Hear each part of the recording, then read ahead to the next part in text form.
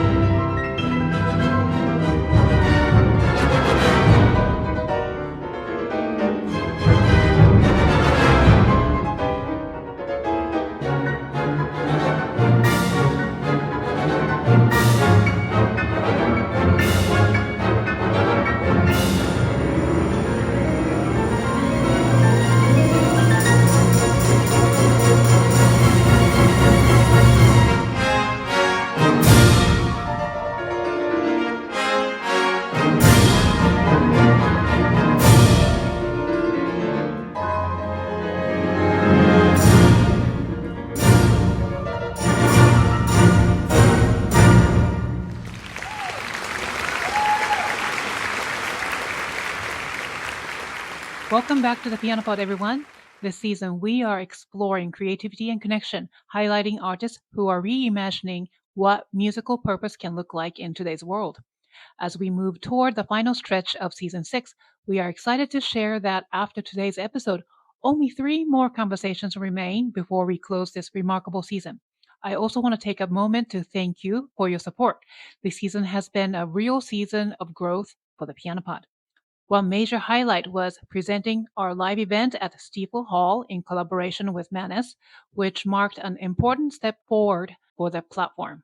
We are grateful to all of you who continue to listen, watch, share, and believe in what we are building. And there is much more to come. Season 7 begins in September 2026 with a new theme, Culture and Courage. I'll share more soon about why I chose that theme, but in the meantime, start thinking about who would make a great guest for the new season. If someone comes to mind, please fill out the guest recommendation form. You can find the link in the show notes. Now, back to today's episode. This conversation is proudly sponsored by the Alexander Buono Foundation, an organization dedicated to supporting classical musicians through concerts, recordings, and artistic development. Earlier this season, the foundation reached out to the show, and today we are pleased to bring you this special collaboration featuring one of their distinguished artists, pianist Anna Shelest. Known for championing extraordinary repertoire rarely heard by audiences, Anna's work spans major orchestral collaborations, recording projects that revive the work of forgotten composers, and initiatives that expand the voices represented in the classical canon. She has drawn international attention for her collaboration with conductor Neeme Järvi, including recordings of Anton Rubinstein's piano concertos and bringing renewed life to music once celebrated but rarely performed today. Another important thread in Anna's artistic work is her ongoing project, Donna Voce, which highlights music by women composers across several centuries through recordings, performances, and educational work.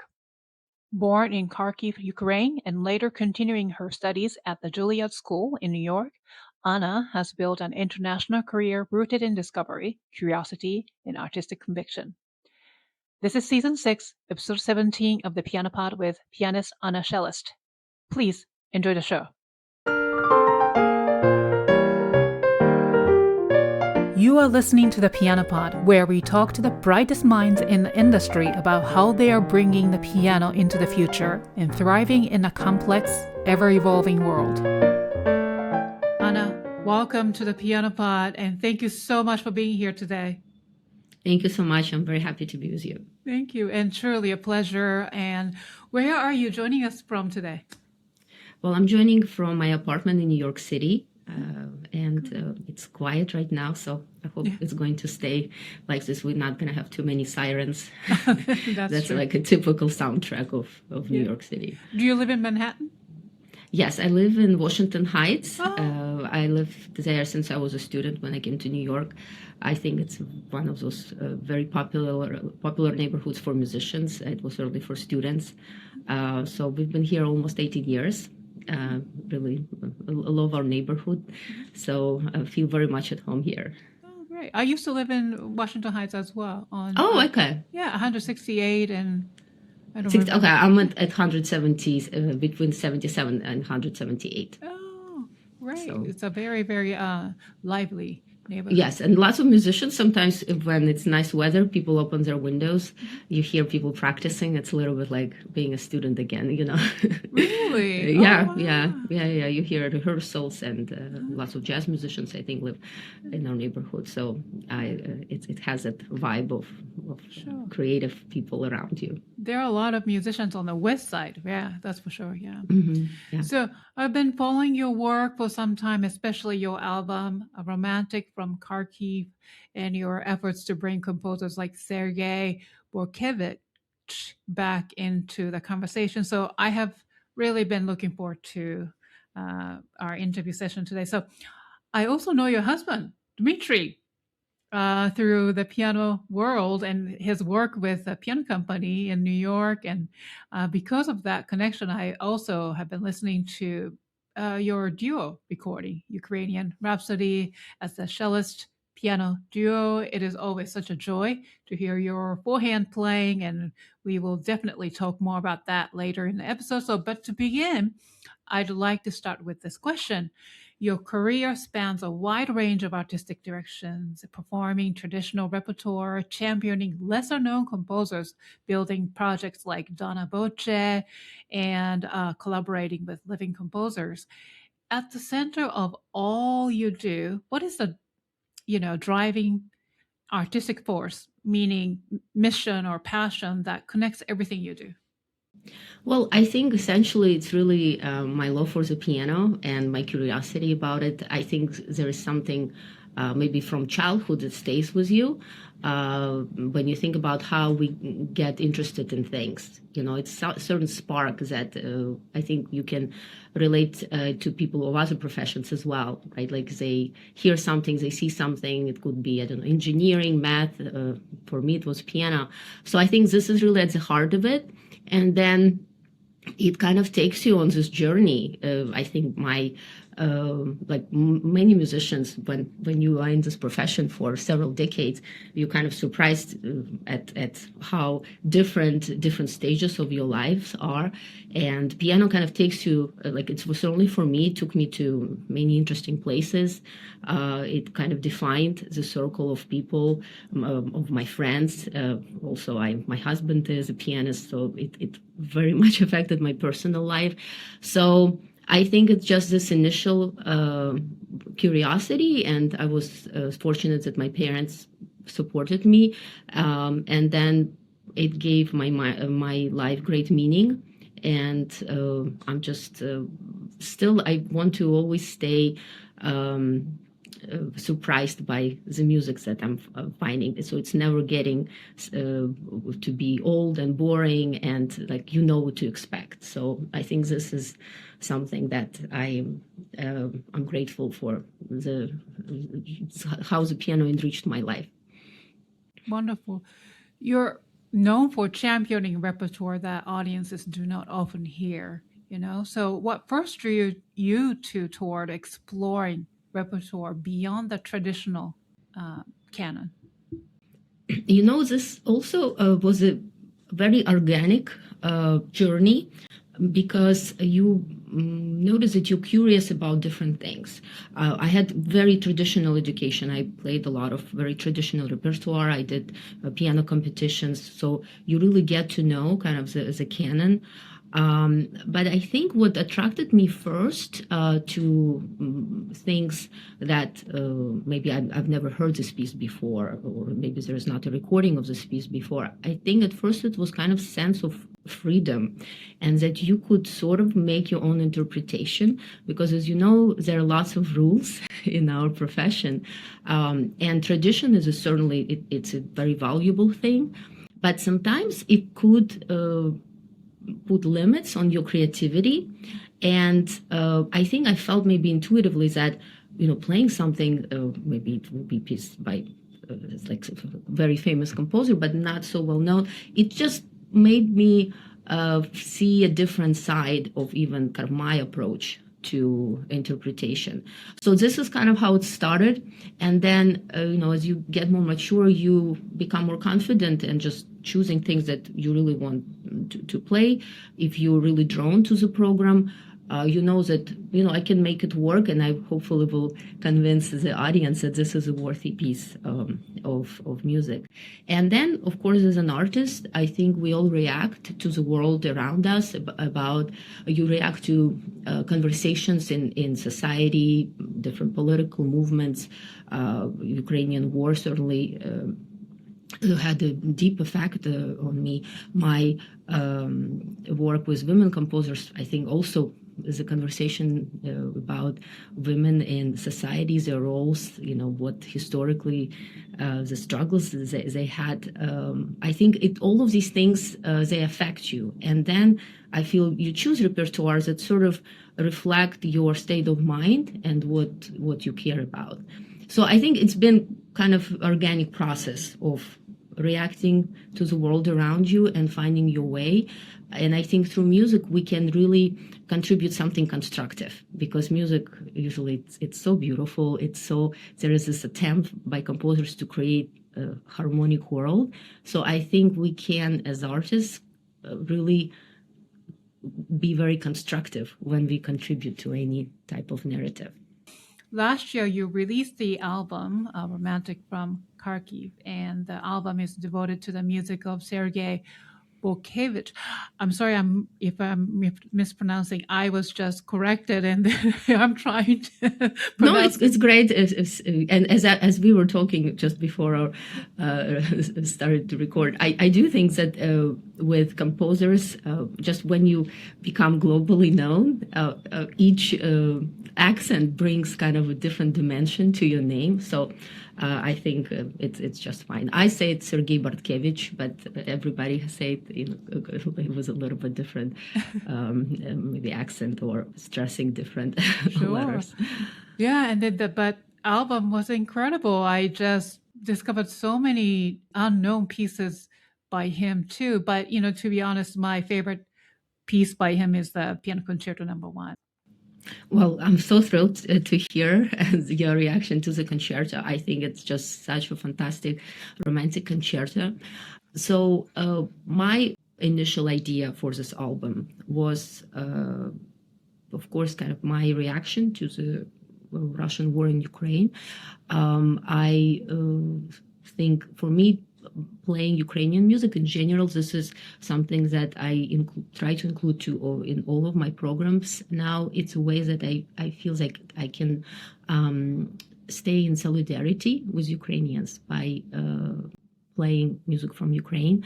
And I've known that kind of it's something that makes me feel kind of eases my heart. But I was so surprised how when I even post a piece by Ukrainian music or make a little social media post about it, oftentimes people from Ukraine would say, "Oh, this is so beautiful. Thank you for it's something that means a lot." I think to Ukrainians when people in other parts of the world present their culture. So this was, I think, kind of my initial first step in this process.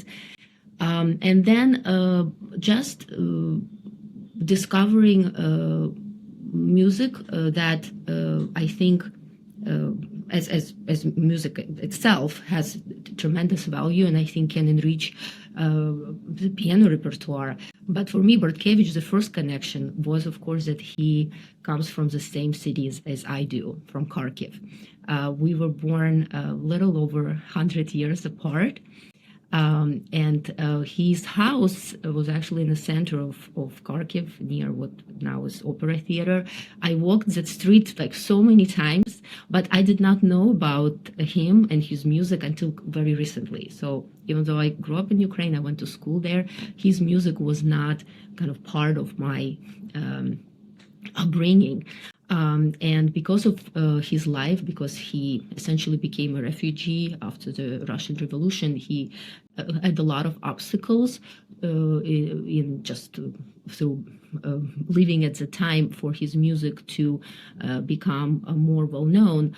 In Ukraine, we did not know about just this fantastic composer. But this first piano concerto was a work that was actually so well received when it was first composed. But I think the timing of it was just very unfortunate. He published this first concerto in 1913, just a year before First World War. Up to that point, his career was going quite well. In fact, most of his work was published, and you can actually find a lot of it in public domain in sources like IMSLP. So if you're curious about his work, it's very easy to find. So when I downloaded all this music and I was going through all these pieces, I was just overwhelmed with, first of all, there's a lot of very difficult music, things that will take you a long time to play, and there are etudes that are, quite demanding. And of course, each composer with him, again, being, I think he was tremendously talented pianist, they bringing something new to the piano, to your skill as a pianist when you're playing their music. So my initial idea was to do a recording of his solo music, and the very first work I learned was 1001 Nights, because I thought that that cycle has so many, first of all, beautiful movements. It's a 10-movement piece. You could play portions of it. It's just very easy type of work to program.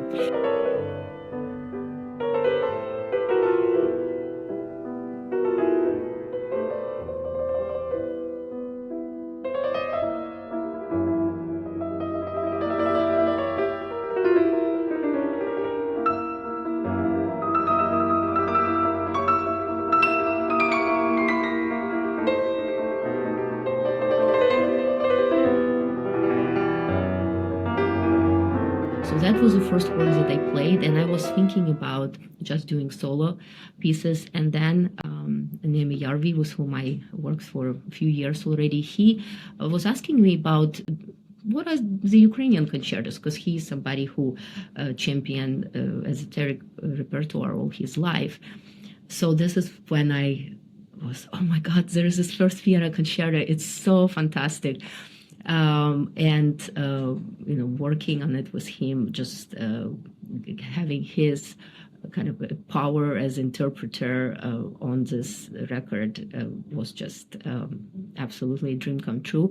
And the recording of first piano concerto, it's a live recording from Estonia, from Tallinn, with Estonian National Symphony Orchestra, and that was also very special concert.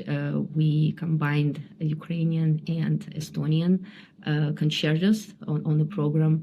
So Bortkiewicz was one, and I played Artur Lemba, Concerto number 2. Estonia has been an amazing friend to Ukraine through these last 4 years.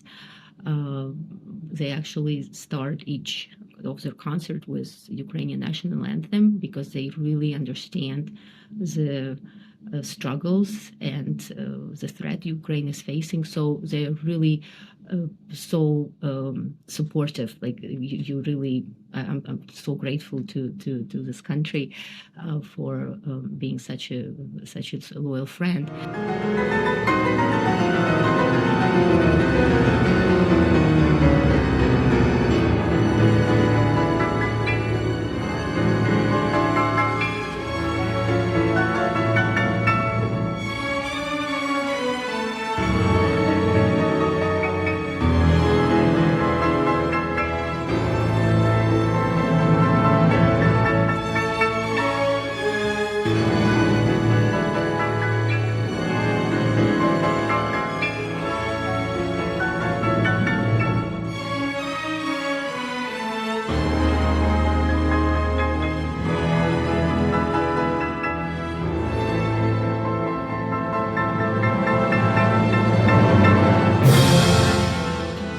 this was a very special performance for that reason as well. It kind of had several levels of meaning to me.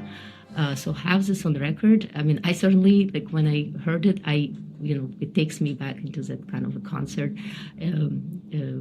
environment and excitement. So it's one of these really projects where many things came together, my interest, my passion, a lot of my kind of heartache and just heartbreak about what's happening. But we were able to work around this and actually create something beautiful.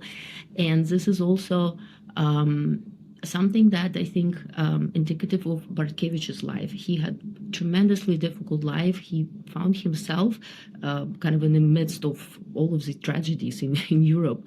And when you read about this, you think, oh gosh, how can person survive this and create something beautiful and harmonious? But when you listen to his music, there is really none of that. I think he stayed a true romantic at heart. For him, I feel strongly that music was a way to escape the world, to create. This was the only place of harmony and some kind of order and beauty that he had.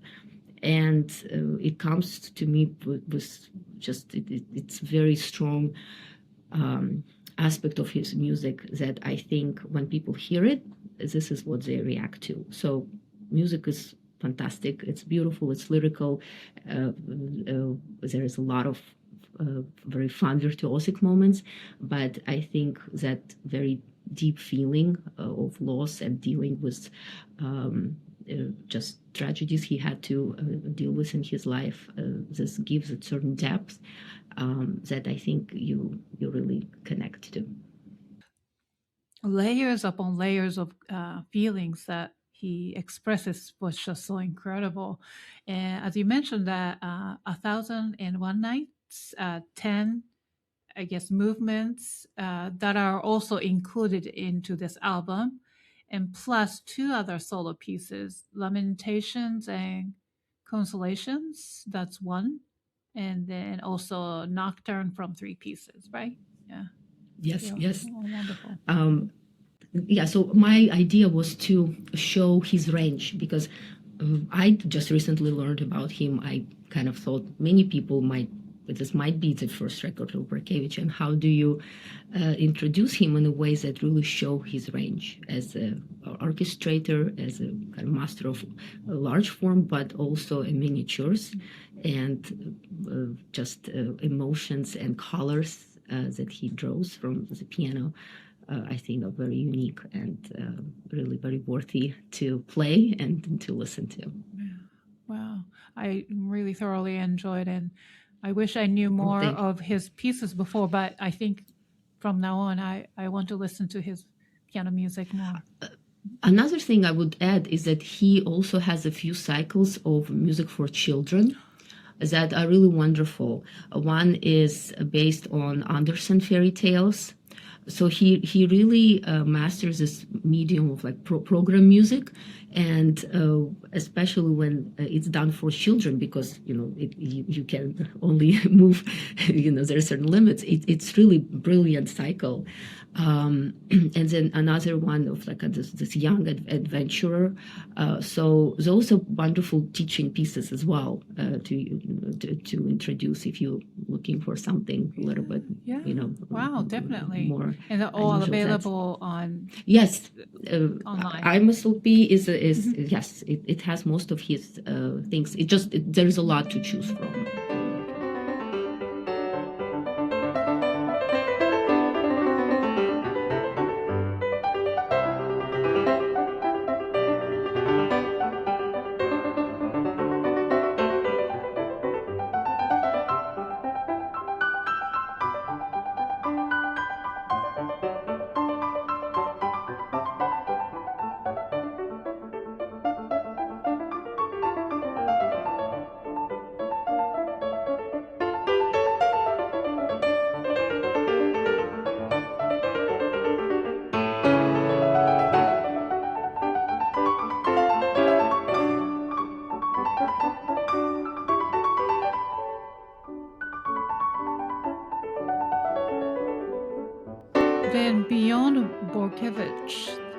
there any particular Ukrainian composers whose music you feel audiences should know more about? Certainly, one thing I would say just about Ukrainian culture in general, because we're talking about it in 2026, the Russian war in Ukraine is ongoing, and most people learn about Ukraine or think about Ukraine in context of kind of that reality today. So sometimes there is this perspective that Ukrainian culture, Ukrainian music, it's like a derivative from the Russian culture. It's something that linked so closely that it's impossible to separate them. And I always like to, if I have a chance to speak about it, to offer a different perspective, a little bit more kind of Ukrainian-centric, and stress how old Ukraine actually is, especially if you travel to Ukraine. You really feel it. For example, in Kiev, the Sophia Cathedral, it's over 1,000 years old. You can go inside and see it's actually like mosaics. They are that old. On our last trip to Ukraine, we visited friends in the city of Izum, and we went for a hike, and they have these kind of little mountains, hills, where there's these statues. They're called babas, and these are statues of stoned women. They're about 1,200 years old. These were statues that kind of nomadic tribes who lived in that area at the time. They were most likely for like some kind of worship. They use these figures, and this was not in some kind of museum. This was basically you go on a hike and you see these ancient things. Ukraine is also a place of some of the oldest human settlements in Europe that archaeologists discover. So it's these types of things, they affect the music as well, because you feel something very old and ancient, and the main way you can actually trace those things is through song. Like with many cultures, right? The songs of the people, and again, where those songs come from, there is a lot of influence from like pagan times, and then when Christianity came to Ukraine, how those two things blended together. Ukraine has very unique traditions around Christmas time, for example.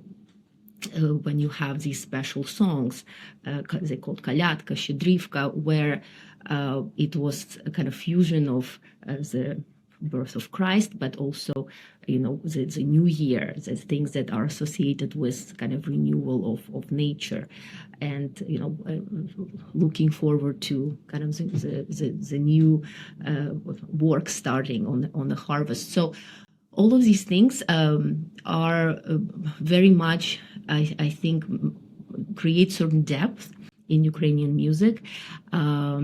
Then a little bit later on, there is a tradition of kabzars, and these were traveling musicians who, through song, they kept kind of Ukrainian history alive and tell these stories. So when composers went and kind of mined material for their works, so one important composer for Ukraine is Mykola Lysenko. So he was the first one in Ukrainian musical history in the 19th century, when there was this movement in Europe of kind of national music, when composers used materials from their land, from their people. He was the first one to sort of codify, like Ukrainian folklore became kind of DNA of his musical language. So he is a very interesting composer to go and look at and see how this very real, he was a scholar, he studied these songs, how he used them in his piano writing. I actually have his suite on Ukrainian themes, Opus 2 on my record, Ukrainian Rhapsody. And this is something that I really found so, it was so original how he used the dance suite that we most associate with Bach, but he used Ukrainian themes to create all of these, European dances, kind of the fusion of the two. So his piano music has a lot of it. So if you want to kind of get this very genuine Ukrainian language in music, I would start there. So Bortkiewicz, of course, been my great love for the last 2 years. Another composer that I just recently discovered, we just played his piece for piano for hands, is Theodora Kimenka, also from Kharkiv. Really such an interesting composer. I'm just beginning to discovering his music, so I'm sharing this. But this year has been 150 since his birth, so lots of Ukrainian musicians are doing programs of his music.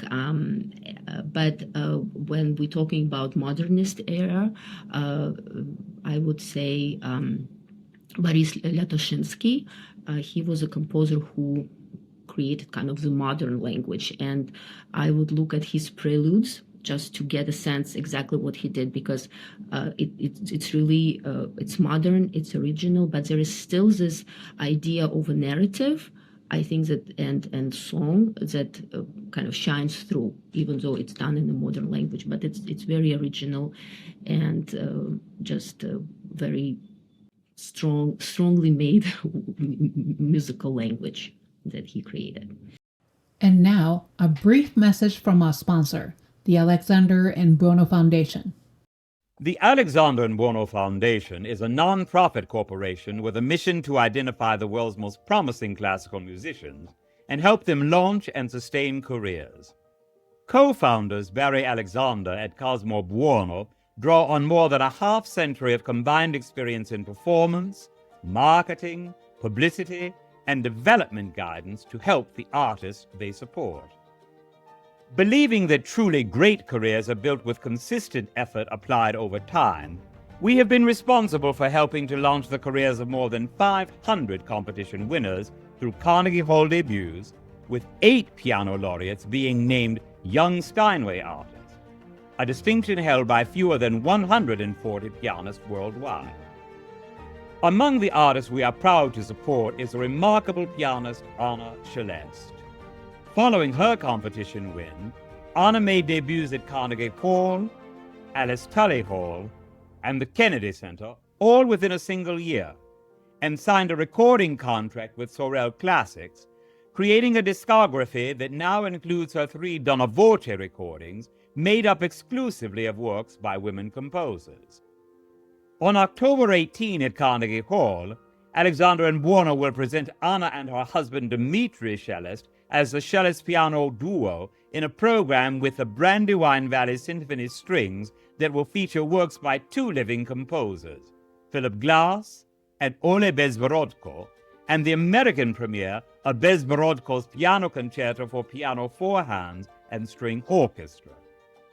We invite you to learn more about the Foundation's work and the extraordinary artists we support at alexanderbuono.org, and to follow us on LinkedIn, Facebook, X, and Instagram. I would love to go back a little bit. You grew up, obviously, in Kharkiv, Ukraine, a city with a remarkable pianistic legacy connected to the Horowitz family, right? Tradition. So particularly through the teaching legacy of Vladimir Horowitz's sister, Regina Horowitz. So I think she was teaching there, no? Kharkiv. Yes, so I think this is such an incredible story because Regina Horowitz really created a legacy in our city. But this legacy, it's sort of known to everyone from Kharkiv, but I wish more people know about her and her contribution. And just her life, because, of course, Vladimir Horowitz is one of the most important artists of the 20th century. He and Regina were born in Kiev. They were educated there. And then Horowitz and her, they had a wonderful career until Horowitz went first to kind of study and concertize abroad, but then he did not return to Soviet Union. And the fact that he did not return, for him, it meant a great career and very prosperous and life of the legend. But for his family was really punished for this fact.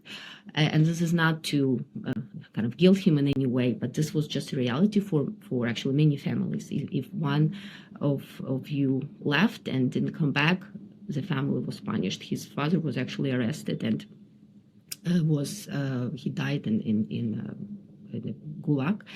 But with Regina, what happened to her artistic life was really hindered by that. She wasn't allowed to ever leave Soviet Union.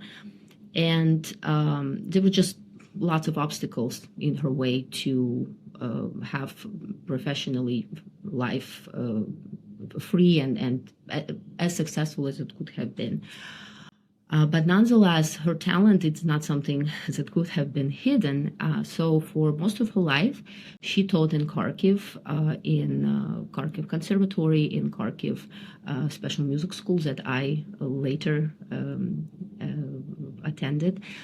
And she taught generations of pianists from Kharkiv. And kind of the aura of Horowitz, this was something I was always aware of as a child, that like Regina Horowitz, Vladimir Horowitz, what made it so special also at the time that Horowitz recordings in Soviet Union, it was very difficult to get them, almost impossible. And he went through kind of great length to make sure she gets his recordings. And these were real treasures for Regina to share with her students. So by the time, of course, I was in school, it was available. We could be free to listen to them. But when she was teaching in the 60s, 70s, this was just a very unique resource to have a pianist of such originality and absolutely unique approach to the instrument. Regina actually resembles Vladimir very much in the pictures. She actually looks like his female version. And also was told by my teachers that her posture at the piano, like is a very similar way that Horowitz said. It was very much how, so it seemed like they had like this talent, as this incredible relationship to the piano, something that they shared.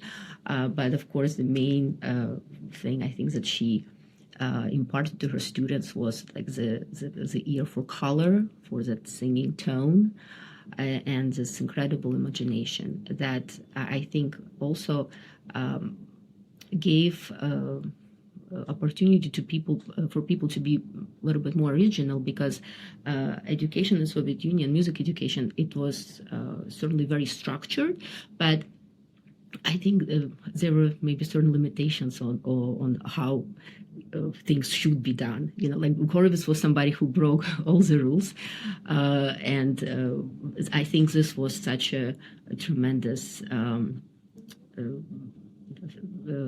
thing to have, like this freedom in his recordings to take. And one of my teachers in Kharkiv, Sergei Bortkiewicz, he was her student, but many teachers in our school were her former students. So he was Horowitz and his legacy. He was the first pianist I really understood that what it meant to be a concert pianist, to be not just person playing the piano.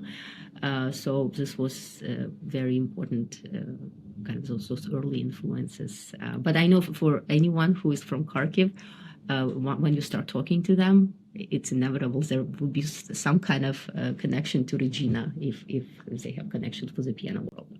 Wow.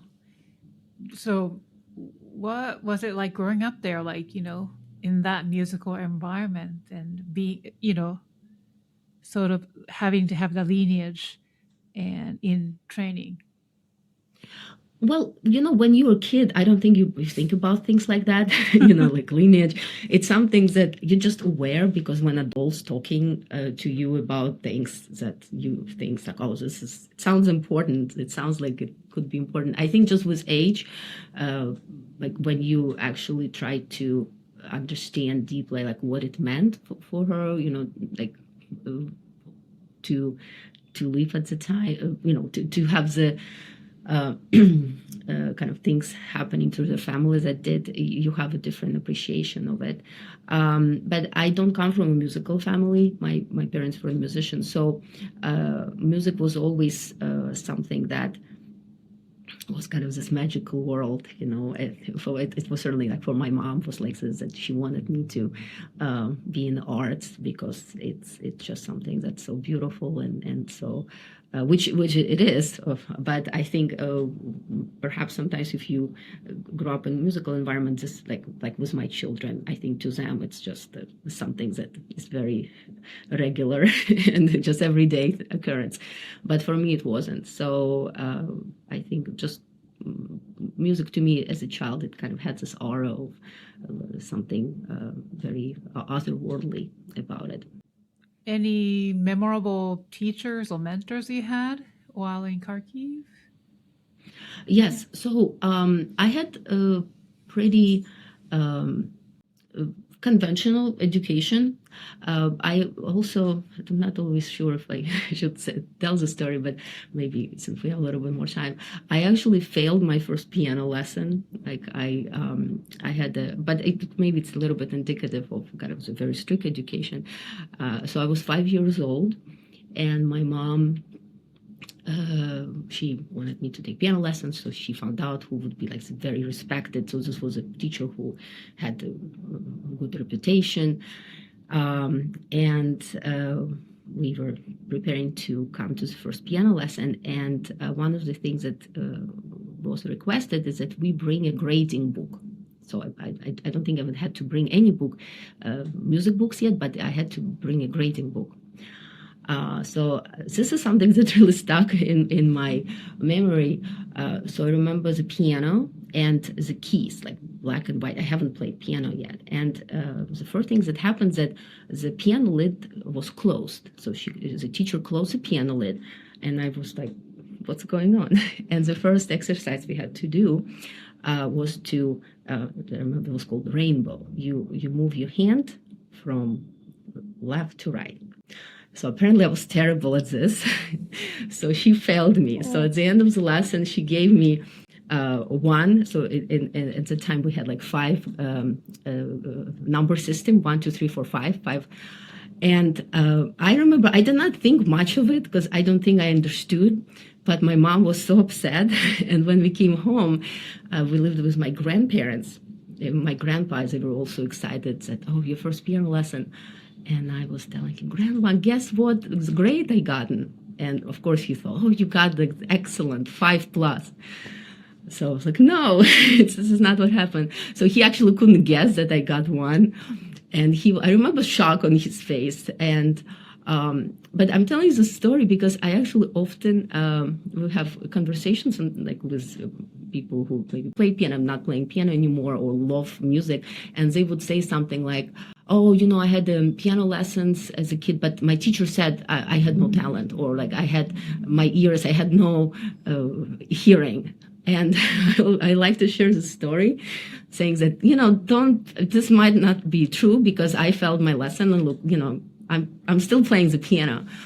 But I think this sort of attitude, it was quite common because it was about children following rules. And there were rules in place, and they certainly gave some results. But I think this is something that perhaps intuitively I was always not rebelling, but I wasn't a rebel by any means. I was a very obedient student. But some things that I questioned a lot of times in my childhood. Do you think, oh, why is it this way? And you do it because you sort of want to do well. But this is something that I think can have a negative effect as well on your life. But I don't want to just share something not so rosy. I certainly had wonderful experiences as a child. I went to special music school in Kharkiv, which is like a boarding school for students where music and academics. They were in the same place, and essentially all your friends were studying music seriously. So it would be your friends studied piano or they played in orchestra. So music was built into the routine of the day. We had times during the day where it was designated for practicing piano. And then you take, academic, and then in the middle of the day you have music theory, and then you go to math. So it was a really wonderful system to kind of make music a very organic part of learning and give kids comprehensive education. But I don't think that at the time I would play something not traditional repertoire. It was like very much about learning the tropes and just staying in this lane of things that have been tried and work. Yeah, well, thank you for sharing your first lesson sort of anecdote. That's actually, I hear a lot of stories like that, but later on became this concert pianist like you, and you ended up going to Juilliard, which is like the most prestigious music schools in the United States. So, coming to the United States, well, what's it like, from transitioning from, Ukraine and came to Juilliard? Well, I first, when we came to United States, when my family immigrated, we did not come to New York. We came to Kentucky. So I had yes, I had, which was a really big culture shock because there are very few immigrants, especially at the time. So it was kind of a learning through like shock, because you had to assimilate, you had to learn like the language, the culture. So this was a very kind of important experience for me. I think in a way you get to know like real United States, because I live in New York now, and I think New York it's its own place. It's like unlike any other place. But living kind of in a more suburban place, and I went to school, Northern Kentucky University, which is like a mid-sized. It's a university, not just a conservatory. So it gave me opportunity just to experience life among, because before that I was always around musicians. And like my school was small, like music was sort of the common threads that connected us, and this was something else. It was you're in a new country. You have, yes, I was in kind of in the music department, but it's a huge school, and there's so many people that really. Music is not something that will connect you. So it was really very difficult, I think, at first. But I learned a lot, and at the school where I was, we had a lot of opportunity to perform. It was the school I received my bachelor's. It's called Northern Kentucky University, and that was a place was actually I had a lot of opportunity to perform, and it's where I started to be a little bit more kind of adventurous with the repertoire. And then, of course, coming to New York. That was just wonderful experience. I worked with Jerome Loventhal. I received my master's degree at Juilliard. It was only 2 years, but I think his way of working with students is so different from anything else I experienced in my life. And it's really about sharing his wisdom and his horizons in music, and how he can find parallels and connections to different composers, different pieces from literature, and just showing you and sharing with you very broad way you can think about music. And you sort of, the way I now think about it, you take it in, and then you try to see how you can use your instinct as a musician, like you work with these ideas to come up with something of your own. And I remember in his studio, everybody played so differently. Like, with one particular thing about his students is that I don't think like you can tell that this is his students. There's not like something that like we all were doing. He was really encouraging that exploration of what makes your approach to the instrument unique. And he would give suggestions to you, but it was sort of, in a way, consider this way. What will happen if you do it this way? And just for me, it was kind of loosening some of the frames like that I had around my creativity and approach to interpretation. And it was incredibly important, and just admire him endlessly. And it was just a very inspiring time.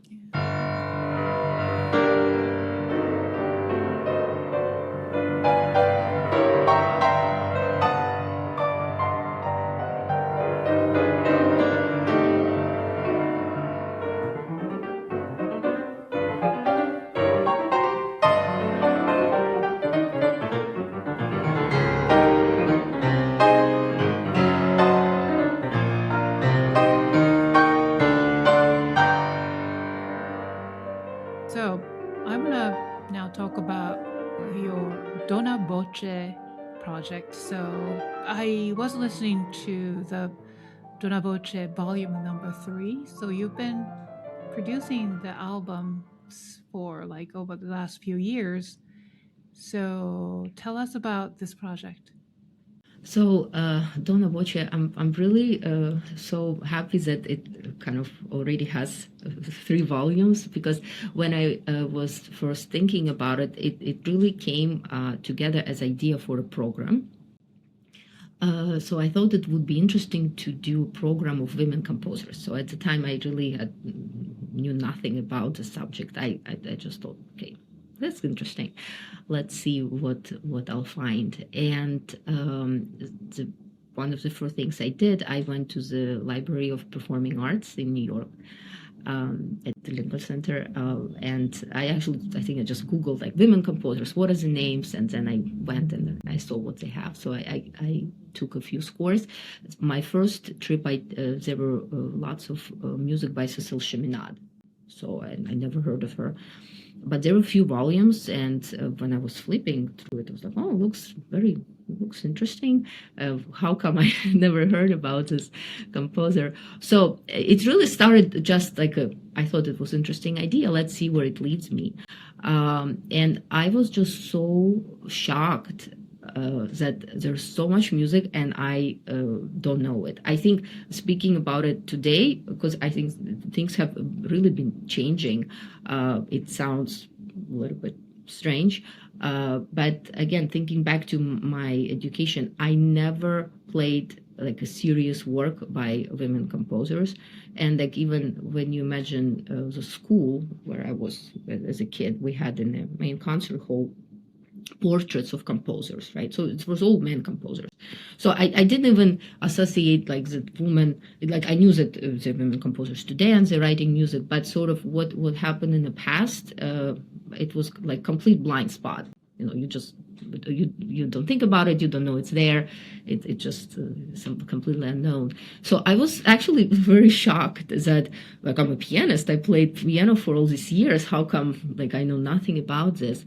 So this is really what sparked my interest. And one conscious choice I made, maybe because of my own I had kind of not high expectations, honestly, for the music. I thought it would not be very difficult. Like that was like, you know, if we don't know it, why, you know, how hard could it be?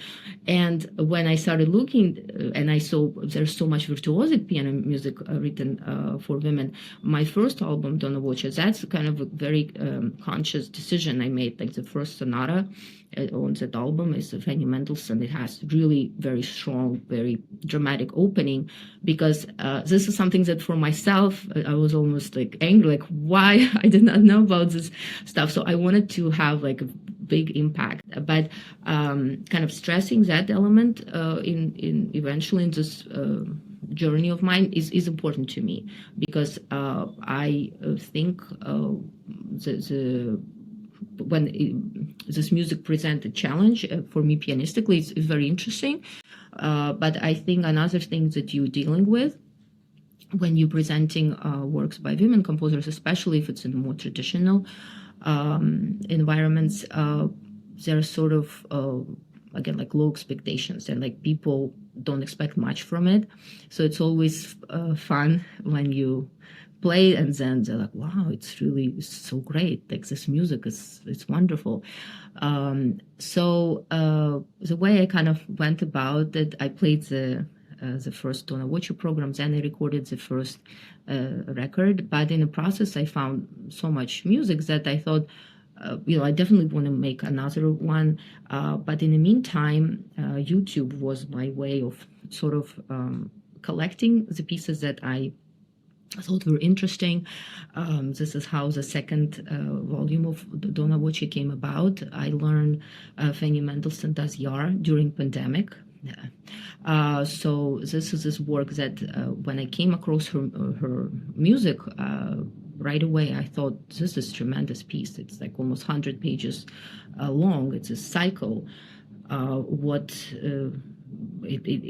There's so much, you needed to invest so much time in that. So during pandemic, I took each month, I would learn a movement and I would record it. So this was a way for me to keep, remember the time. It was really, so we never knew we would replay again. So it was a good way to like motivate and set goals, at least for like making a video. And then when I completed that cycle, and I was just so overwhelmed with it's such an incredible piece.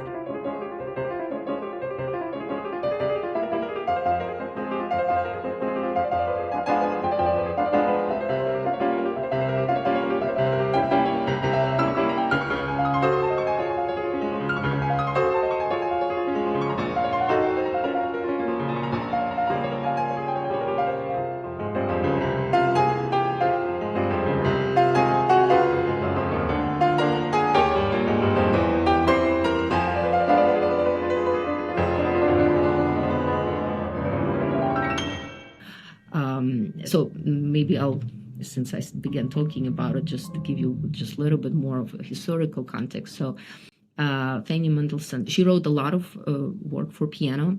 I think her cycle does Jahr, which has 13 movements, 12 movements that depict the year, and 13th movement is like a postlude. To me, it's her strongest piece. I think I played through most of her things that are available. I know new things being discovered all the time, but to me, this is her masterpiece for the piano because it's so ahead of its time. It has just all the elements of the great romantic cycle. It has programmatic element. It has so many novel things in kind of in technique. The range, the emotional range, is incredible in this music, but also. Just thinking about how she's sort of presented in music history. Like it was like a little bit like a footnote. Yes, the sister of Felix Mendelssohn, talented sister.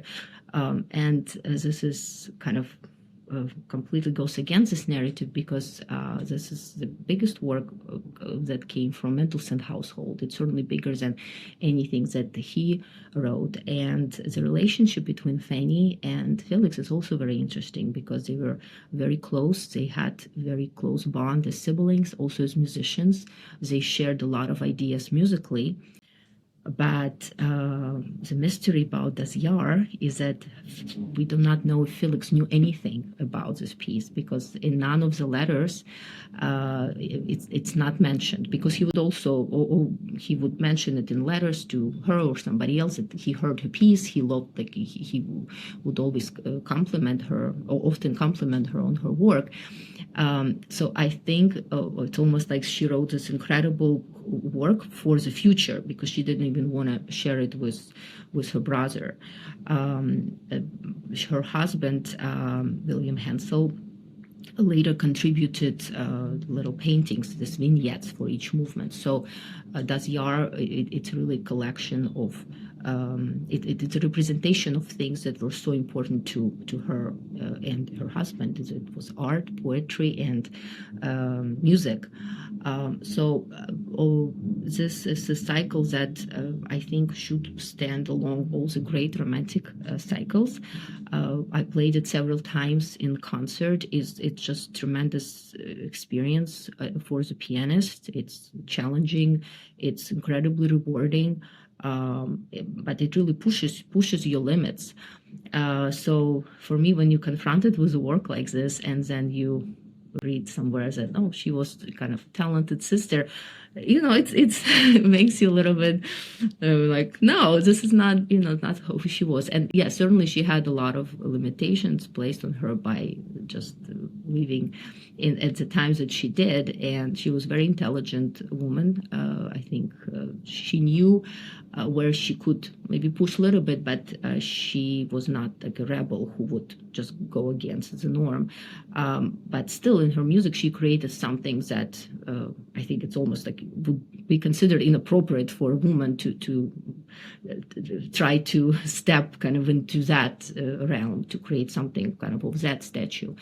So one thing that I also think about, just how to present this music, and for me, sometimes just finding, there are so many women composers, but if you're able to find like this one work to tell people about, for me, from the piano solo repertoire, this is one of those really highlights that I think we, like anyone who is interested in repertoire of women composers could point to and say, okay, this is very special, this is very unique, it's as deserving as any other piece from that considered great piano work. Yeah, they are amazing piano pieces. But what made it more amazing or incredible was your playing, I think, made it. Well, thank you.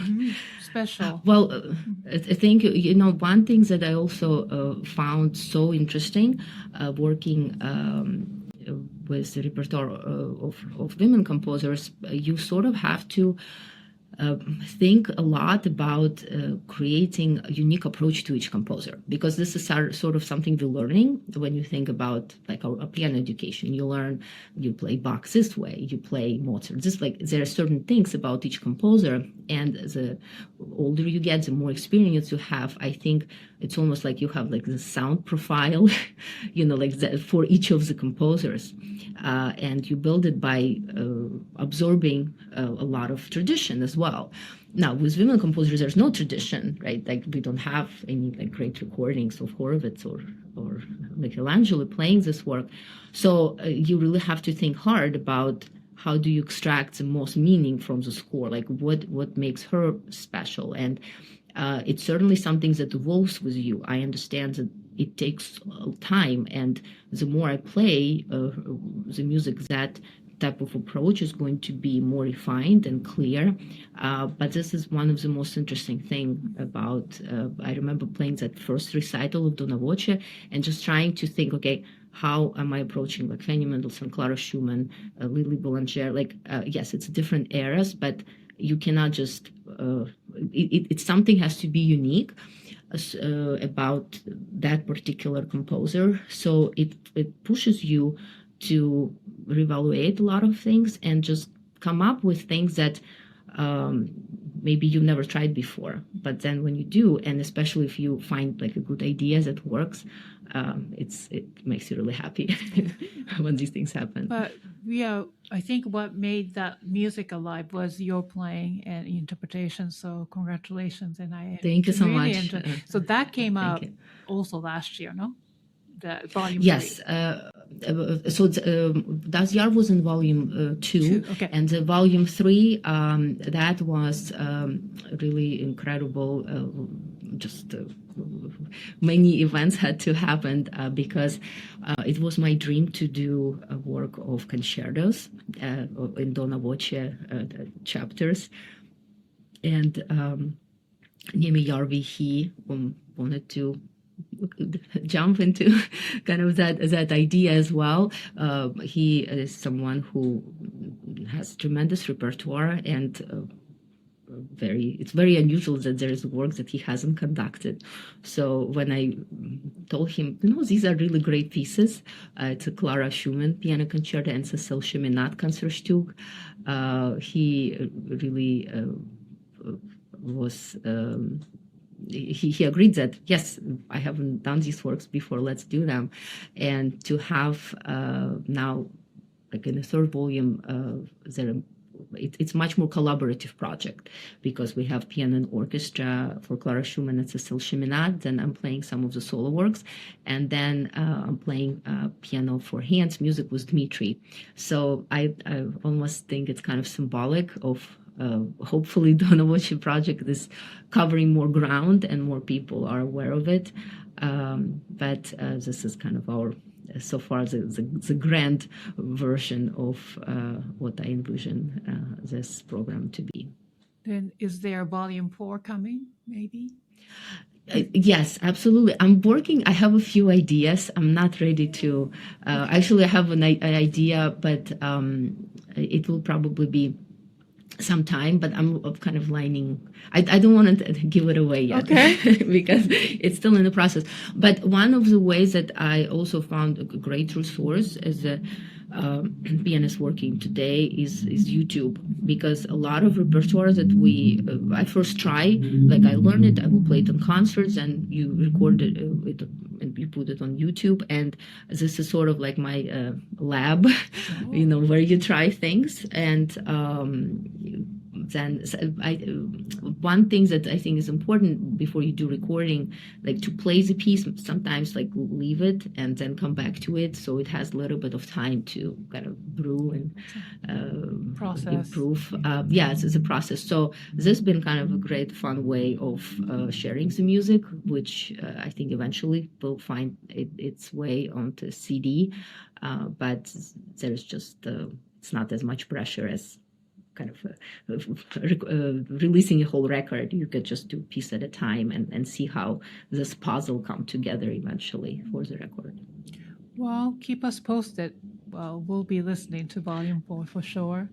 Thank you. So you've been, you mentioned of Neeme Järvi, the legendary conductor, many times. You've collaborated with him for a number of occasions, and this album, Donna Voce, Volume 3. Also, you performed with him Anton Rubinstein concerto recordings as well as others. So tell us about the experience with a collaboration with this legendary conductor.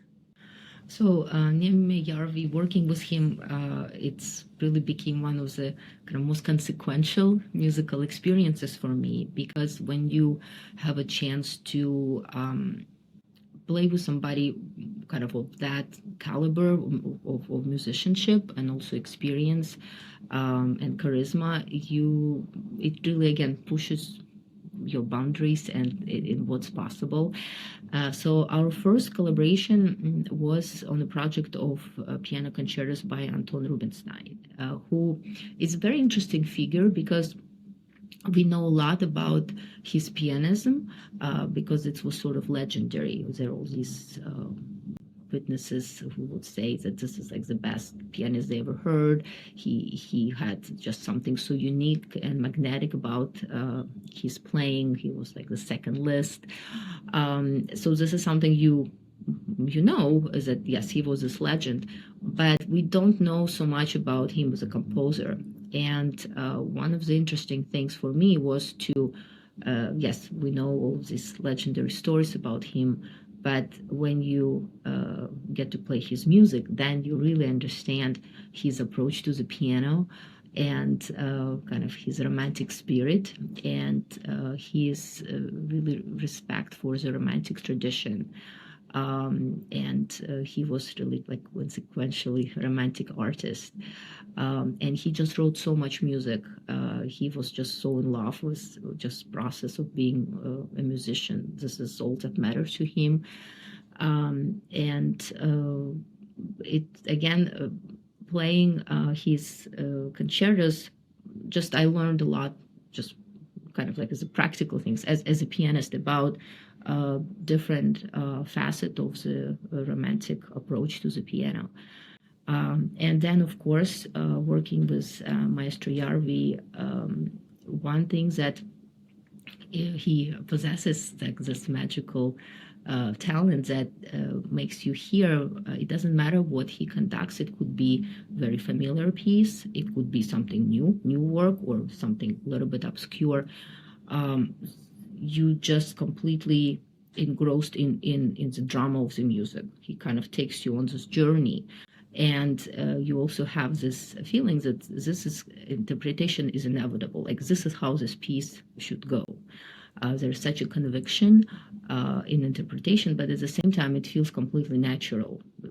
That it's not that it's forced, or there's some kind of agenda behind it. This is just music just unfolds so beautifully and naturally. And I think, I'm trying to analyze why, like, what are the things that make it possible. And of course, you can explain it with just, okay, it's just a talent that, it cannot be explained. But I think that there are other things that contribute to that. One thing is that the way he makes musicians feel. Remember, like, the very first time we played, I felt like very intimidated, just knowing that he conducted Gilels, and like now I'm playing, like, whoa, it's just ridiculous.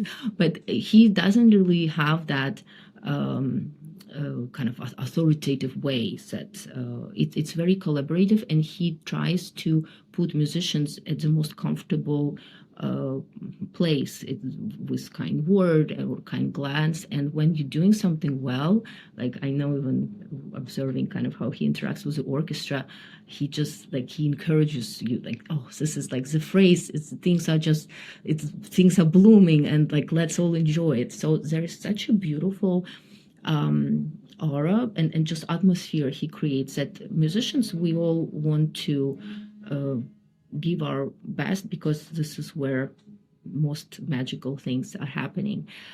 And one thing that really changed for me, if I were to pinpoint my approach to concerto, to the piano concerto, because again, the idea that piano is such an integral, it's part of the orchestra. Yes, you have your solo role.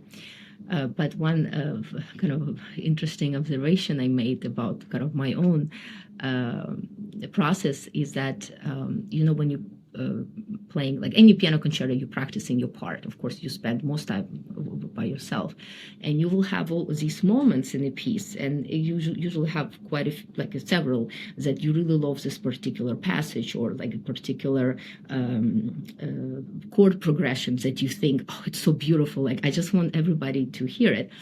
And then you get to rehearsal, and then it's like, wow, this is actually not the important part, because then there is a solo, like French horn has a solo, and you just doing accompaniment.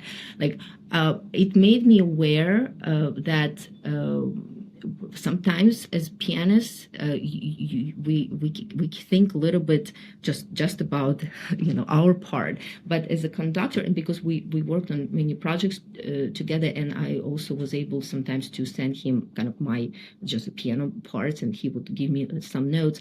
And I think it was always this structural things that you understand, that what is your role in the piano concerto. Yes, absolutely, there are moments when you are the soloist, you playing the theme, but then there are moments where actually you are you providing the color, you're doing something that is important, but it's not the primary role. And one thing that I think affected my thinking before working with him is how piano recordings are, because when you listen to piano concertos on a recording, it's not the same as it is in the whole. because the piano is always like, we mic the piano and we sort of have this expectations of how things sound, but it's not really, I really started paying attention to it, it's completely different. Like even any standard concerto, when you're listening it in a concert hall, it's very different experience. So I really started thinking more kind of symphonically, and like try to think like, how does conductor think about piano concerto? And then when it opens up this approach to you, I think it also affected how I approach piano, solo piano works, because this idea of building, like thinking of a larger structure and planning it, it became much more concrete to me. It's the importance of it, and I think it's just through my work with Maestro Järvi. So it's definitely been such a gift to me. So I'm very happy and proud of that work, but also very grateful. Well, yeah, and then also the extensive amount of piano concerti you have under your belt, that's quite amazing. Yeah. So congratulations with all the Thank you. amazing work that you've done.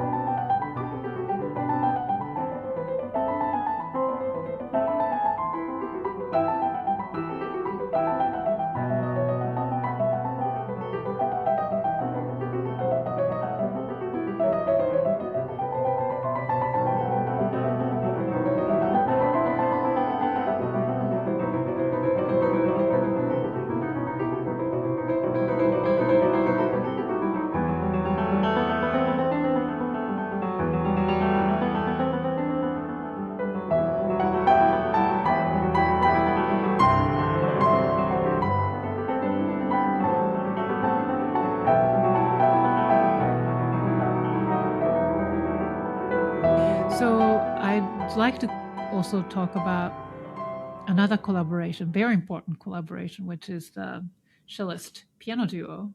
So your husband and you are this amazing four-hand. Do you guys also do two pianos or mainly four? We do. So we have the Shelest Piano Duo, which is me and my husband Dmitri. Most of our repertoire is piano for hands for very practical reason. Sure. Is that we have one piano at home, and most concert halls have one piano. So yes, we have pieces, and if there is an opportunity to piano program, we would absolutely take it. But it's just something that we found that works for us, and we kind of worked in that direction. So let's talk about Dmitri. So he is also from Ukraine, correct? Yes. So I met Dmitri in 5th grade. So we were in the same school in Ukraine. How cute. So because that's what everybody say when they, but it's, just for us, it's just, that's how things happened. So we were in the same class. We were in the same grade, different classes. We had like class A, class B. He was in A, I was in B, but we were in the same grade. At different points of time, we shared piano teachers. We had the same piano teachers. And then he also came to Northern Kentucky University. This is how we reconnected. Really? Of all yes. places? Oh my goodness. So this is kind of how we reconnected in the United States. So then we were already older, and then things, our relationship took a different turn.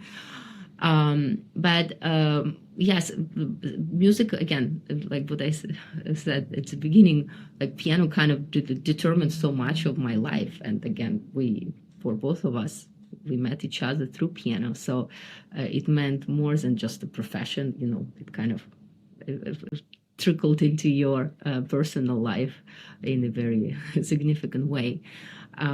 So we started playing together. I think once we got married, at first it was actually just a question from our friends and just audience that, oh, you married? Do you guys play together? Do you, like? And then we thought, I guess maybe we should start. It was just something again that happened, not like just this one particular one. We gradually started experimenting, and we found that it's a really fun activity to do together. And also it opens up a different type of repertoire for you and different way to approach the instrument. Because from all of the ensembles, this is the only one where you share instrument with another person. That's right. So it makes for, in a way, when you like always by yourself, and then it's like, who's that other person? Why is he covering my keys that I want to push on? So it was just something we maybe, like we could say, stumbled into, but we've been playing for, I guess, over 15 years together. And I think the thing about the piano duo, the most interesting work happened, and the most important work happened is when you're playing together. Like you really, it's a type of ensemble that your part on its own is really so incomplete, right? Doesn't make sense. So you really rely on the other person to make, to that whole experience. And one thing that's been also wonderful is, I think, being a pianist sometimes can be kind of a lonely experience. When you travel for concerts, it's like just you. So to travel and play concerts together, it's really wonderful because you have this other person that you love, that you get to make music together. So far you've played many Ukrainian composer pieces beforehand, so like a Ukrainian Rhapsody, the album, and then the title is coming from one of the tracks as well. So, but I understand that there's an upcoming Carnegie Hall concert with forehand. Yes. So I am you're the first person we are really? sharing this Yay. with. Yes. So in October 18, 2026, at Weill Concert Hall, we will have a very special program, which is presented by Alexander Buono Foundation. They're presenting myself, Dmitri, Brandywine Valley Symphony Orchestra, in a program of Ukrainian and American music, which is also going to be part of Ukrainian Cultural Festival in New York, as it's taking place in October. So this is a very special program that sort of has many of these elements that became very important to me artistically. Music that is probably could be new to many listeners, but I think is so worthy. It speaks to our times. I think it addresses things that are happening in the world today, and hopefully it helps us to process and make sense of what's happening, and also have a moment of kind of remembrance. So the program is built around the idea of Ukrainian and American composers. So in the first half, we're going to have established modern composers, Valentin Silvestrov and Philip Glass. They happen to be actually born in the same year. Oh, really? Oh, wow. 1937. And these are composers who really created their own original language, which I think is so remarkable. It's a remarkable achievement, and this is why they speak so deeply and to the audiences, and we can connect with them. One thing about I think contemporary music, which is very special, and I think a lot when I perform music by living composers, is that it's really music about us, because when learning pieces from like centuries ago, yes, of course you can connect, and they're beautiful things. We all appreciate them. But there is something about the aesthetic of the time when composers are working that you feel closer to, and maybe some things that are missing from our lives, a composer can kind of substitute in their music. And when you listen to it, you feel like this is what you need. This is what makes you at peace. And with Silvestrov, it's just tremendous beauty and lyricism of his work. And in Philip Glass, it's this idea of music that grounds you, somehow giving you center in our world that's kind of spinning around us. So this is going to be the first half.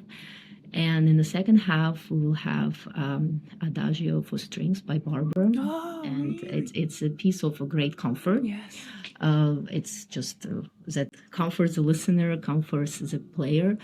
And the reason we are opening second half with that is that the second work is that will close the program, will be a new piece, a new concerto by Ukrainian composer Oleg Bezborodko for string orchestra and piano for hands. It's very unique combination. I don't think there is another piece in the repertoire for this particular group of musicians. And this piece, to me, it's like a musical monument to a very tragic event that is still unfolding. And that is, the piece is dedicated to Azovstal defenders of the city of Mariupol. That's a city that at the beginning of the war was besieged by the Russian army, and today it is occupied. So for Ukrainians, it's a place of great pain and tragedy. Last year there was a movie that won an Oscar that was called 20 Days in Mariupol. So this music, it's about that city, it's about that event that is unresolved. It's tragedy that keeps unfolding. So I think to create a musical score that speaks to that event is incredibly powerful. For us to give the American premiere of this work was premiered in Kiev this fall in 2025, and we have this very historic opportunity. It's a kind of awesome responsibility to do something like this, to present this work to American audience. So this is something that I think with a lot of just anticipation and trepidation, because I think it's certainly extremely meaningful program to me, and I'm just grateful that other musicians and organizations responded in this way to program this music in this way. Yeah. Wonderful, because four-hand duet concerto, that's so unique, and I would love that, and I'm coming. So, wow. And then, but also, I've been looking for actually four-hand duet by Philip Glass, and the only thing I knew was from the movie, but it's not really the written score. So, how do you? So I have to specify in the first half. So I'm playing a solo with a chamber orchestra. So it's going to be Silvestrov Messenger for piano and string orchestra, and then Philip Glass Concerto No. 1 for piano and string orchestra. So it's very unusual program where it has a lot of piano and in kind of different kind of configurations and different styles. But the piece for piano for hands also has very new ways of approaching the piano and making these effects that, of course, remind you, make you think of the very violent, very the sounds of what is war sounding like, and there is going to be just a lot of new sounds that I think you're going to hear at this program. So it's something that really will be occupying my whole mind and heart when I will prepare for this program. Oh, yeah, it's wonderful. So are the tickets available now, or? I think that they should be available soon. Okay. This is something I think maybe during the summer, usually like 3 months ahead or something like that, concept like this, no? Yeah. But I'm one of those things that it's so wonderful to have presenters, because you don't have to worry about these things. And I know Alexander Buono Foundation, they are the mastermind behind the organizational part of it. So I'm just trusting that they know exactly what to do and how to get the word out about this concert. Yeah, and they, in fact, they are sponsoring this episode, and we're very grateful for.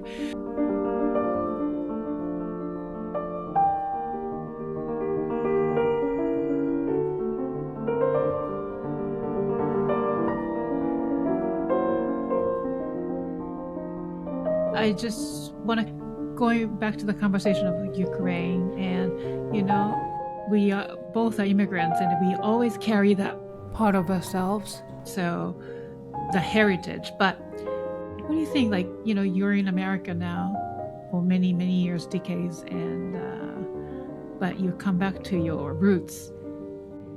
Yes, I think this is something that becomes very important to you with time. I certainly didn't think about it maybe in my 20s, but then I think as you find your place in the world, I have children. Like you think about how you find yourself, and certainly thinking about your roots, where you come from, it becomes increasingly important. So for me, the connection to Ukraine was, certainly through, at first out of curiosity. I wanted, about 10 years ago, I started researching more Ukrainian composers. But today I find really a great significance in performing works by living composers, and have connections with composers who write and who live in Ukraine today and who write in Ukraine today, because they are sort of witnessing history in sound.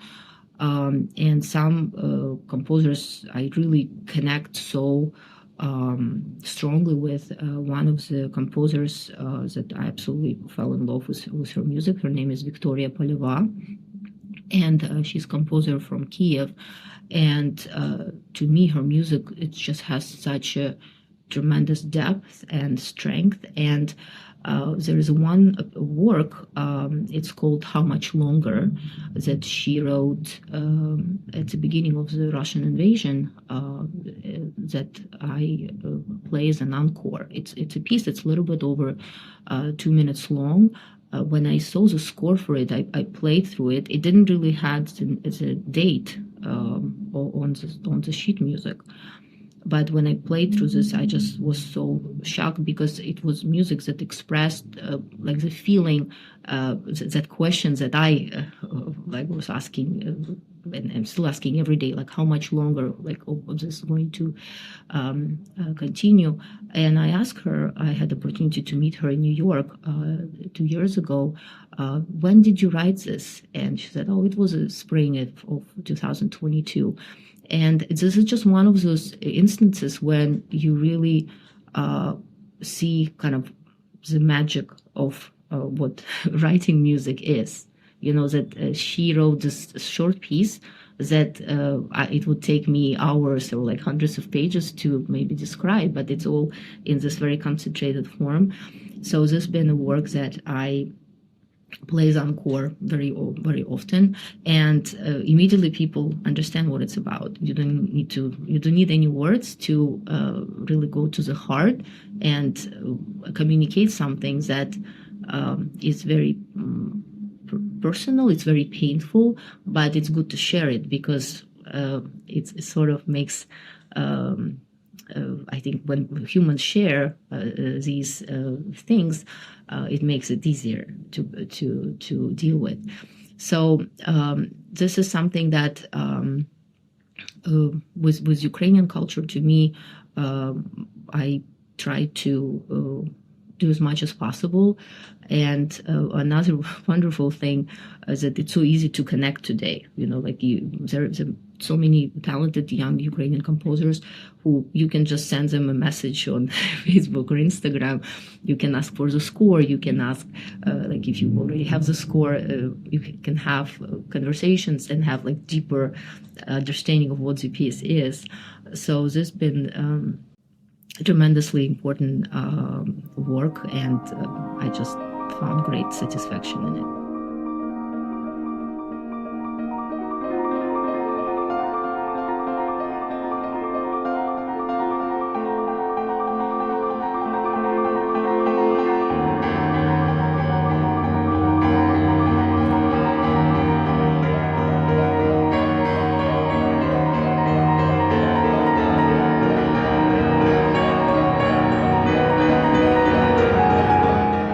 Classical music has endured for centuries, but its relevance is something every generation has to reclaim for itself. And we saw this debate resurface recently when a prominent actor, someone who actually grew up in the New York City art scene, suggested that no one cares about forms like opera and ballet anymore. But, well, I have a lot to say about that comment, but rather focusing on the negativity, but I would like to, focus on a vital question. So how do we bridge the gap for a modern audience, right? So in your view, what is the key to maintaining the, vitality of classical music so that it doesn't just survive, but truly thrives in this modern world?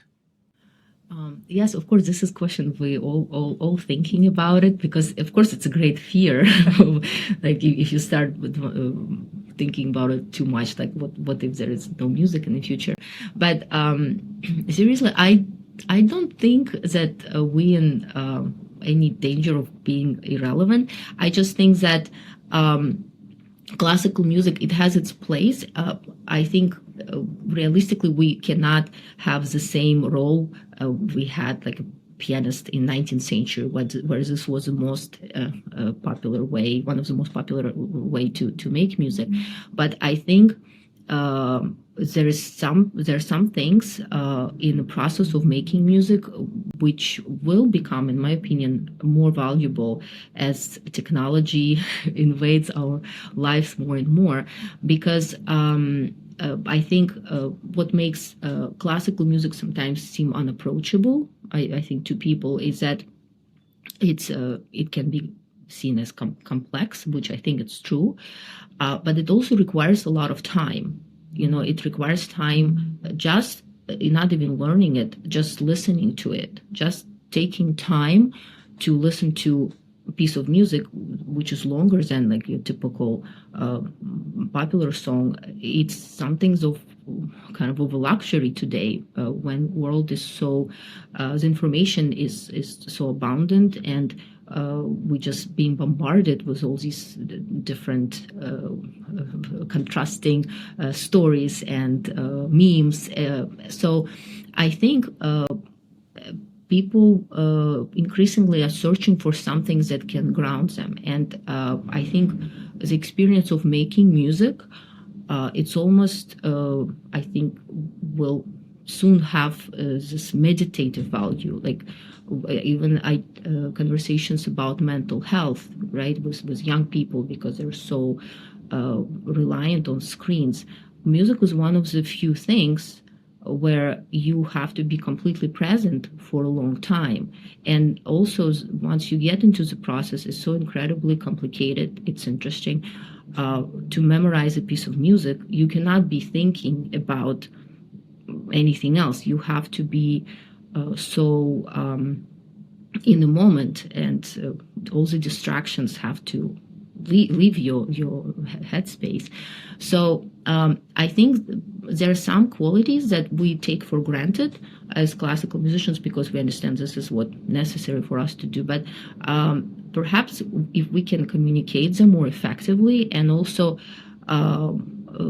show general audiences that there are so many elements of playing an instrument, listening to music, doing something that maybe out from the outside could seem kind of it doesn't make any sense how like people sitting in the hall listening to Pianist for 2 hours, right? It's like absurd, like why would you do this? But once you have that, you take the time, it gives you sort of experience that you cannot find in our technologically sophisticated world. So yes, it cannot be immediately popular, or it will never be like the trendiest thing.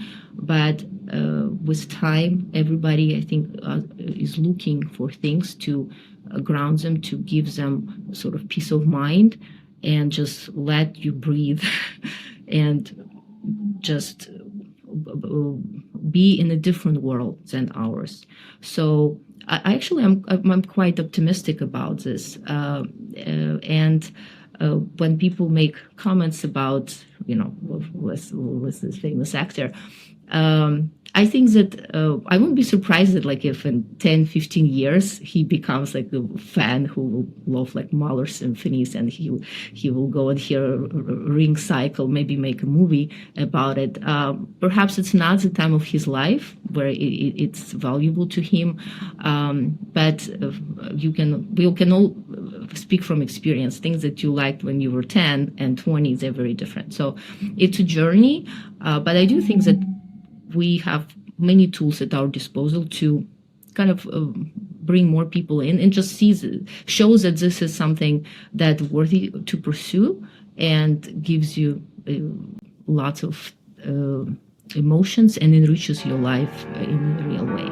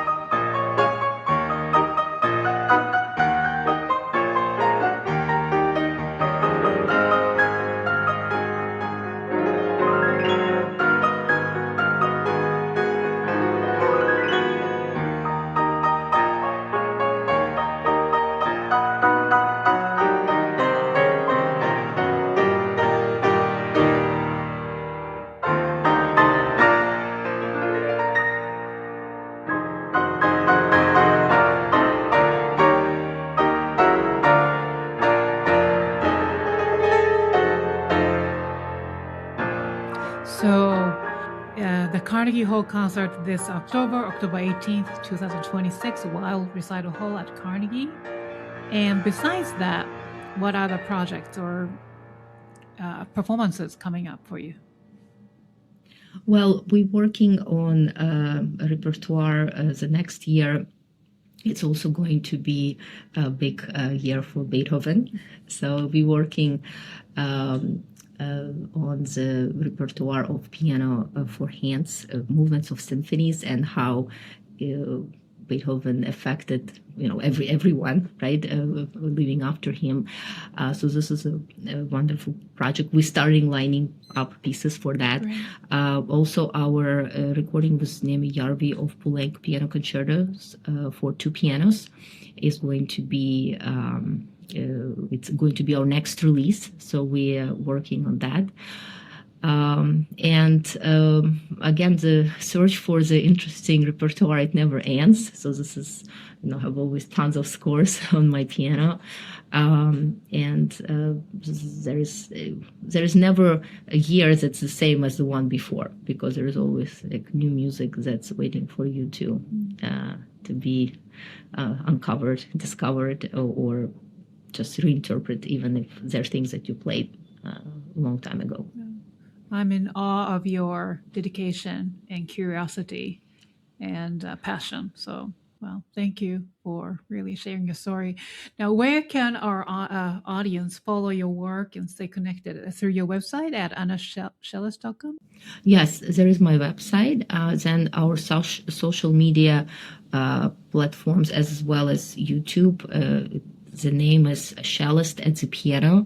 This is the way we try to connect my work as a soloist with our work as a duo. So our YouTube channel has over 100 episodes of different repertoire, and there's some videos, kind of like a presentation format about composers, about just some works. And all of the streaming platforms, Spotify or iTunes, you could find all of the recordings there and take a listen. So before I let you go, we have one more thing. The Piano Pot rapid fire questions. Now we take this segment very seriously. You shared, your stories and expertise today, but these questions, they may reveal who you truly are. So let's do this. Now, I want you to answer each question with shortest response as possible. No explanation is necessary. Okay? Question number 1. What is your comfort food? Chocolate. How do you like your coffee in the morning? Just with milk, no sugar. Okay. Cats or dogs? Dogs. Do you have dogs? Do you have a dog? No, don't have either. Okay. But if I did, I would choose a dog. Okay. Sunrise or sunset? Sunset. Summer or winter? Summer. Now, level 2. What skill have you always wanted to learn but haven't had a chance to? Math. Math? Yes. Okay. I'm not good at math. What is your word or words to live by? Be true to yourself. Favorite venue you have ever performed in? I think it was, I want to take longer time because to explain it, it was the first time I played at a huge venue because I do not know actually what it was. It was in Paris. I was in this competition. I was one of the prize winners, and I know this venue is associated with UNESCO, something to do with United Nations. And it was a huge concert hall. I think it was the most, it was a shocking experience because I came out and it looked like a stadium. And I've never had this experience before because you have rehearsal, like you kind of know what to expect. But I was about 11 and I don't even know the name of the concert hall, but I think it was the most overwhelming I felt ever because I just did not expect and I did not anticipate that myself as a child, I could be in a space like that. Wow. So just immediately I thought of this when you asked me this question. It must be very, very big and special. Yeah, I need to look it up. All right, and next question. What is the most important quality you look for in other people? Honesty. Name a composer you wish more people knew about. Sergei Bortkiewicz. Good one. Yes, of course. Name one piece in your current playlist. Doesn't have to be classical music. It's a piece by a modern Ukrainian composer. It's Maxim Shaligin. It's called To All the Resurrected. Now, if you go back and give your younger self one piece of advice, what would it be? Don't take adults too seriously. Good. Last one. Fill in the blank. Music is blank. Music is, it's so many things. Music is, to me, it's a way to live. Good. Anna, thank you so much for joining us today and sharing your artistry and journey with us. And it has been a real pleasure having you on the show. So to listeners, I encourage you to explore Anna's recordings and projects. You can learn more on her website, and we will include links in the show notes. Special thanks to Alexander and Buono Foundation for making this episode possible. Please visit alexanderbuono.org to learn more. And to everyone listening, thank you for spending some time with us. And if you enjoyed this episode, please like and comment and tag us at the Piano Pod. Thank you for listening, and we will see you next time on the Piano Pod. Thank you, Anna. Thank you, Kim. It was say a hi wonderful to conversation. Dmitri. Yes. I will. Thank you so much. Thank you.